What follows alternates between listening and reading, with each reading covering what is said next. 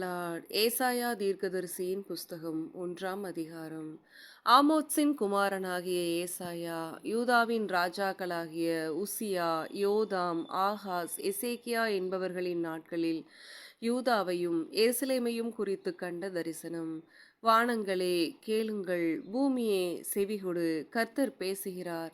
நான் பிள்ளைகளை வளர்த்து ஆதரித்தேன், அவர்களோ எனக்கு விரோதமாய் கலகம் பண்ணினார்கள்.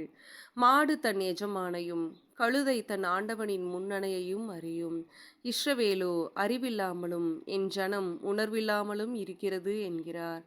ஐயோ, பாவமுள்ள ஜாதியும் அக்கிரமத்தால் பாரஞ்சுமந்த சனமும் பொல்லாதவர்களின் சந்ததியும் கேடு உண்டாக்குகிற புத்திரருமாய் இருக்கிறார்கள். கர்த்தரை விட்டு இஸ்ரவேலின் பரிசுத்தருக்கு கோபம் உண்டாக்கி பின்வாங்கி போனார்கள். இன்னும் நீங்கள் ஏன் அடிக்கப்பட வேண்டும்?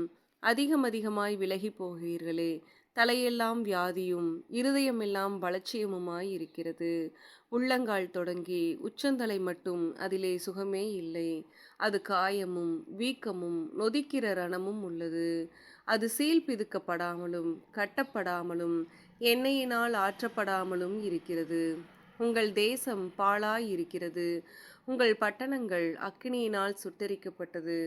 உங்கள் நாட்டை அந்நியர் உங்கள் கண்களுக்கு முன்பாக பட்சிக்கிறார்கள். அது அந்நியரால் கவிழ்க்கப்பட்ட பால் தேசம் போல் இருக்கிறது.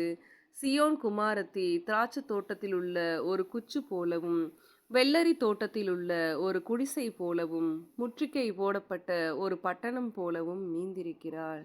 சேனைகளின் கர்த்தர் நமக்கு கொஞ்சம் மீதியை வைக்காதிருந்தாரானால் நாம் சோதோமை போலாகி குமோராவுக்கு ஒத்திருப்போம்.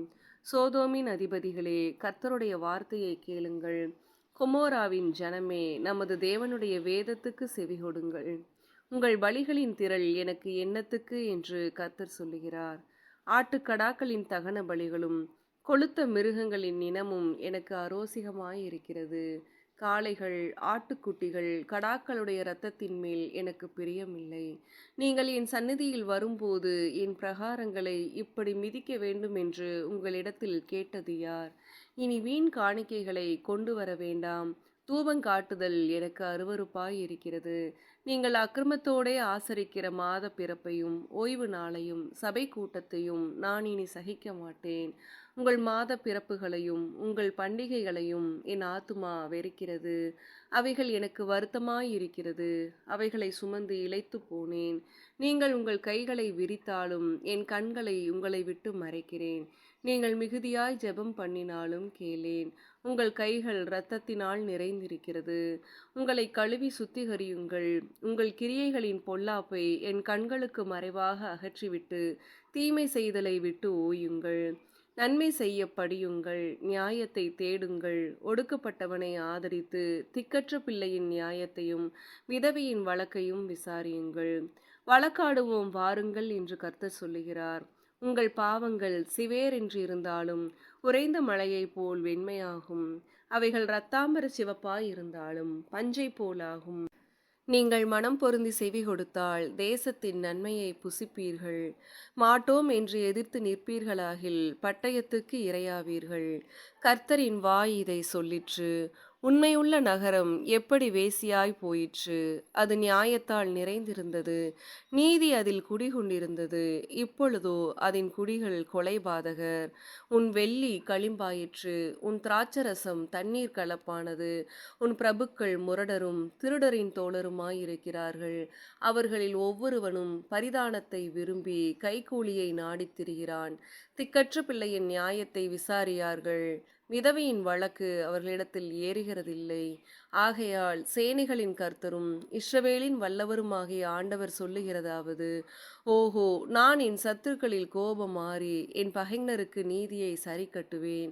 நான் என் கையை உன்னிடமாய் திருப்பி உன் களிம்பு நீங்க உன்னை சுத்தமாய் புடமிட்டு உன் ஈயத்தை எல்லாம் நீக்குவேன்.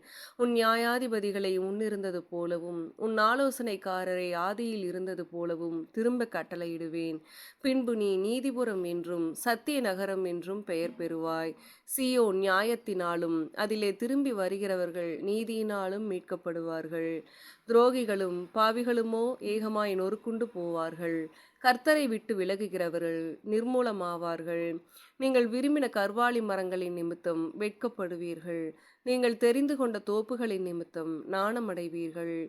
இலை உதிர்ந்த கர்வாலி மரத்தைப் போலவும் தண்ணீர் இல்லாத தோப்பைப் போலவும் இருப்பீர்கள். பராக்கிரமசாலி சணற்கூலமும் அவன் கிரியை அக்கினி பொறியுமாகி இரண்டும் அவிப்பார் இல்லாமல் ஏகமாய் வெந்து போம் என்று சொல்லுகிறார். ஆமென்.